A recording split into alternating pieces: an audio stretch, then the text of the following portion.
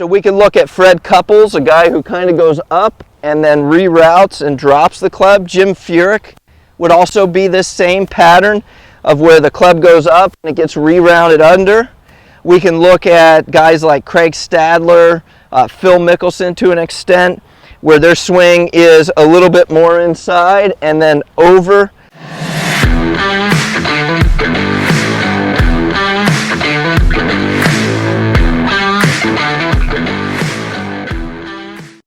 Hey everyone, in this video we're going to talk about how to stay on plane in the golf swing. We're going to discuss what it means to be on plane in the golf swing, and I'm going to give you a couple drills that once we understand what it is will help you to do it each and every time.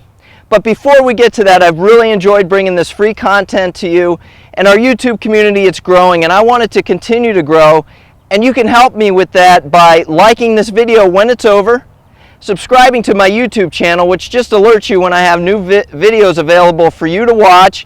And then they have a great new feature. It's called thanking.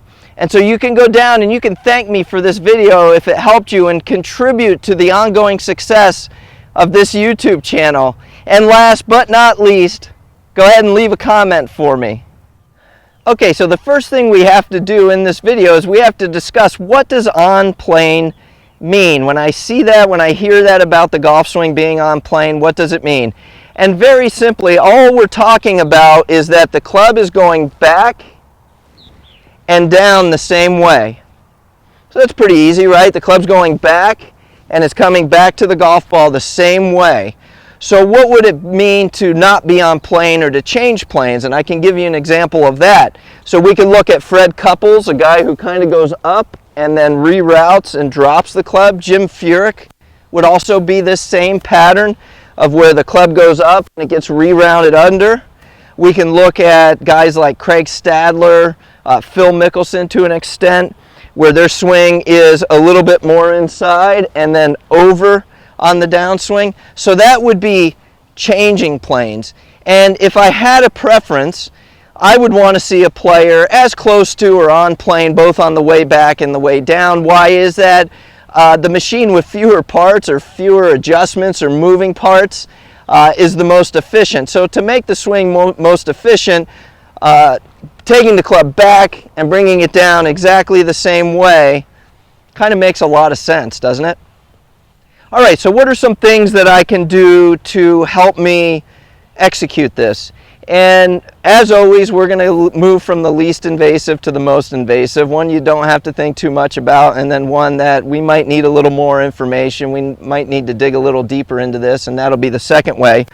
But the first way, very simply, just take the club in front of you, put one hand on each end, one hand on the club head and one hand on the grip end, and all I'm going to do is get in my golf posture, and I'm just going to swing this club back and down the same way.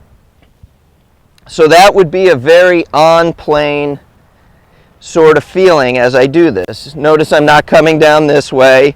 Notice I'm not going to the top and coming down this way. I'm just going back at a 45 roughly and bringing it down at a 45. So from face on, what it'll look like, again, hand on both ends, and I'm just going back at roughly a 45. And then down the same way.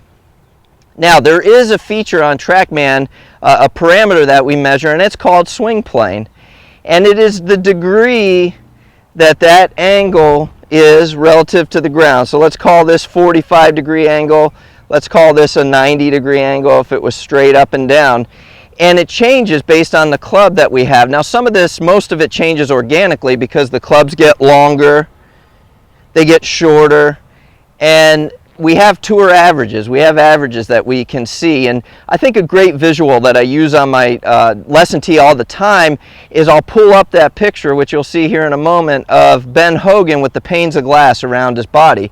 So it's just, what angle is that pane of glass at? Is it 60 degrees? Is it 45? And so just to give you some numbers, if you're swinging a 6-iron, the tour average with a 6-iron is about 60 degrees.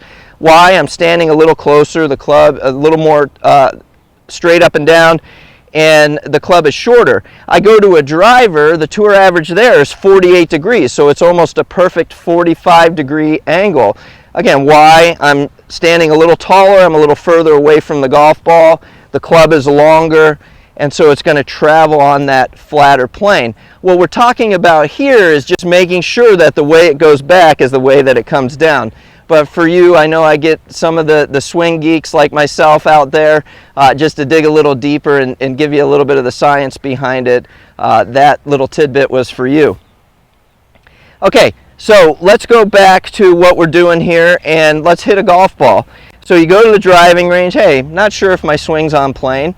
I like what Mark said in that video. Let's give it a try. So I'm just going to start with my hands on both ends of the club, and I'm just going to swing it back and down, just making sure I get that good feeling of it going back and down on the same plane.